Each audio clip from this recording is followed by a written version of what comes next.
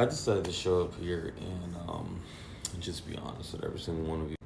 I've been dealing with probably the most craziest season of my life. If you are a Christian, if you are somebody who's um, literally just hoping for God to do something, this video is for you.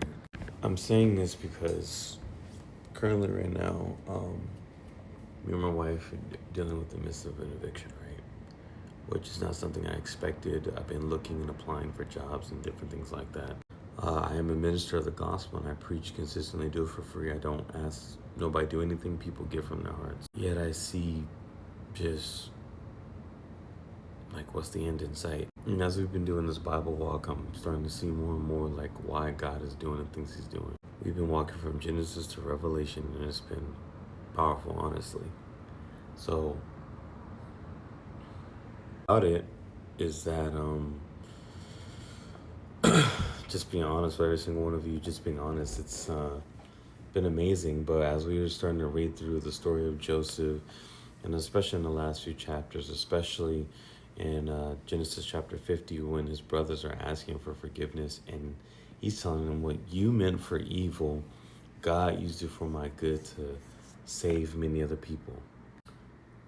Though Joseph went through what he went through, though he was in, he was in the pit and he was also in servitude for Pharaoh for all that time, it hit me so hard because it made me realize, whoa, though we may be going through the things that we're going through, we're still serving God's people well. And I want to encourage every single one of you to continue to serve God's people well, even though it seems difficult, even though you don't feel like you don't see the light at the end of the tunnel. But the light is there. Just keep your eyes fixed on Jesus because he's the author and the finisher of our faith. So you gotta be focused on him, and your suffering isn't just for you to be suffering out of nowhere. Sometimes the suffering or what you're experiencing is not the devil. It is literally God testing you and pruning you so that you're ready for what is to come. And when that time comes, he then will exalt you just like how he did Joseph. And there's been times where it's been difficult. There's been times where it's been hard. But what I've been doing is keeping my faith focused on the Lord. And I got this video right in the middle of me doing another application for another company. So I'm not just trying to sit around and say I'm twiddling my thumbs. I've been denied probably about maybe a good 20 times or so.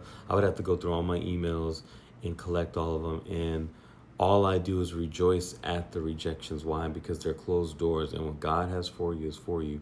So I just rejoice and say, Lord, thank you for closing that door. Thank you for closing it. Thank you because maybe you didn't want me to be there. And that's what I believe. I don't believe that it takes no amount of skill, no amount of anything. It's literally just a favor of God, because there's people out here working jobs where their resume literally showed them that they didn't qualify and they want to get in there. I used to be that guy at my previous job. I worked, for this company at a tax law firm, and I didn't have no tax experience on my resume, but the thing is that the manager at the time, she gave me a chance. She asked me some questions and she said, you know more tax knowledge than the average person. And I was just like, well, I really love taxes. I really love learning information. And I told her about it. And then next thing I know, I get a call back to go work at that job. And that was before I moved here to Houston, Texas. So I want to encourage every single one of you today to let you know that God has your back. God is with you. Even though it looks like everything around you is all messed up, it's all desolate, the Lord is right there with you. So be encouraged, have faith, be strong and courageous. I encourage you all to go read that story of Joseph, especially from chapters 35 to 50. Actually, no, not 35. I would say, yeah, do that. 35 all the way to 50. And watch how it changes your heart. Watch how it changes your mind. Anyways, if you guys want to go ahead and support, the link is in the bio where we have the GoFundMe there. Help us in the midst of eviction. Next week, June 3rd, is when I have to show up to court.